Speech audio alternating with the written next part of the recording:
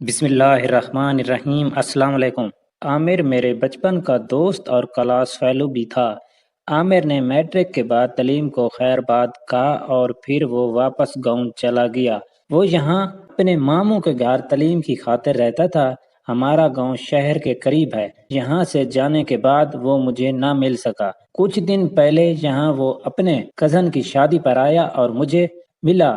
وہ ایسا لگ رہا تھا کہ وہ شادی پہ نہیں بلکہ کسی چالیسویں پہ آیا ہو۔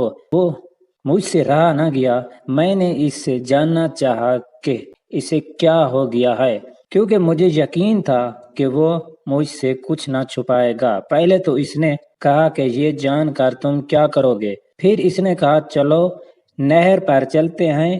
یہ وہ نہر ہے جہاں میں اور عامر شام کو تفریح اکثر کیا کرتے تھے، جو گاؤں کے بالکل قریب ہے۔ تھوڑی دیر میں ہم نہر پار پہنچ گئے۔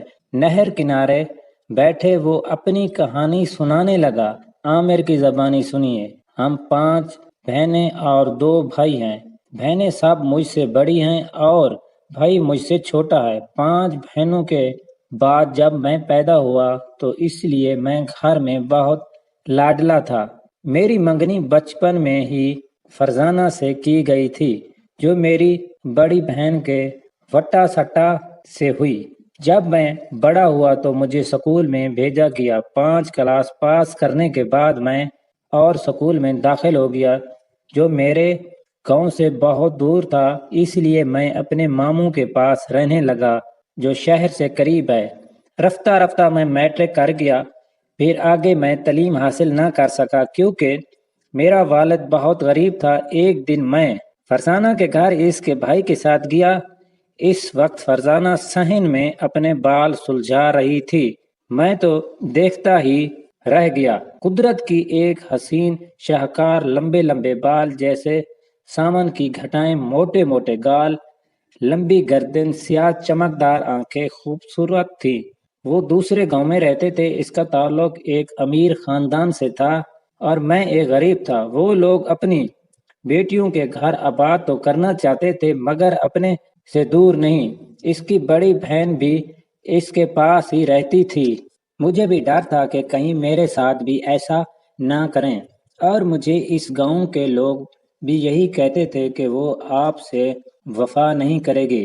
ایک تو میں فرزانہ کو دل دے بیٹھا تھا اور وہ میری منگیتر تھی۔ ایک بات بتاؤں، ہمارے ہاں بیوی کو طلاق تو کیا منگنی توڑنا بھی سخت سمجھا جاتا تھا اور بےعزتی سمجھا جاتا تھا۔ آخر وہ دن بھی آ گیا جب میری اور فرزانہ کی شادی ہوئی۔ کچھ دن پیار کے رہنے کے بعد پھر وہی لڑائی جھگڑے شروع ہو گئے۔ اکثر وہ میکے میں رہتی تھی اور اس کا خیال تھا کہ عامر بھی یہاں رہے، مگر میں نے صاف انکار کر دیا۔ میرا سسر جو وڈیرا ہے، اس کا میں ساری زندگی احسان نہیں اتار سکوں گا۔ اس نے ہی مجھے سروس دلا دی اور وہ میری عزت سگے باپ سے بھی زیادہ کرتا ہے۔ شادی کے 2 سال بعد فرزانہ کے ہاں لڑکی پیدا ہوئی اور پھر سال کے بعد بیٹا پیدا ہوا۔ شروع میں فرزانہ میکے میں چلی گئی۔ مجھے عامر مارتا ہے، مگر آہستہ آہستہ ان کا اعتبار فرزانہ سے اٹھ گیا۔ اب فرزانہ میرے پاس ہی رہتی ہے، مگر کبھی اس نے مجھے پیار بھری نظر سے نہیں دیکھا۔ ہر وقت غربت کے تانے دیتی ہے اور کہتی ہے کہ دکھوں کے سوا آپ نے مجھے کیا دیا۔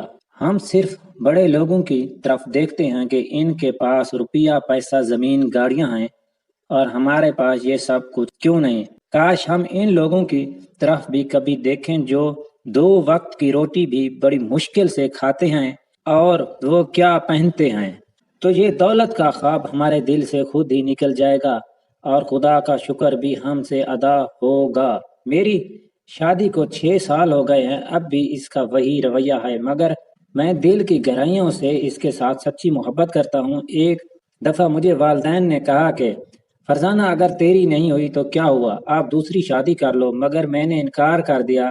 گھر میں میرا سکون برباد ہے، کبھی سکھ کا سانس نہیں لیا، ایک پل بھی چین کا نہیں آیا۔ فرزانہ میرے ساتھ ہوتے ہوئے بھی میرے سے کتنی دور ہے۔ وہ میری خوشیوں کی قاتل ہے۔ میں پھر بھی اس کو ہی چاہتا ہوں، اسے اپنانے کی ہر ممکن کوشش کرتا ہوں، مگر وہ ہے ہی پتھر دل، اور دل میں یہ سوچ ہر وقت اٹھی رہتی ہے کہ کاش میں فرزانہ کے ساتھ شادی ہی نہ کرتا تو آج یہ ذلت اور رسوائیوں کا منہ نہ دیکھنا پڑتا۔ مجھے اللہ تعالیٰ نے اچھی صورت دے رکھی ہے۔ کافی لڑکیوں نے شادی سے پہلے کہا کہ تم ہمارے ساتھ شادی کر لو، مگر میں نے انکار کیا۔ وہ صبح گھاس کرنے کے بہانے میرے راستے پر آ کھڑی ہوئی تھی، مگر میں نے کبھی اس کی طرف دیکھنا بھی نہ چاہا۔ بس میں نے تو زندگی بھر فرزانہ کو ہی چاہا ہے اور اس کو چاہتا رہوں گا۔ خدا کرے وہ بھی اپنے دل میں میرے لیے ایک حوصلہ بنائے، اور اس امید پر زندہ ہوں کہ کبھی نہ کبھی وہ میری بن جائے گی۔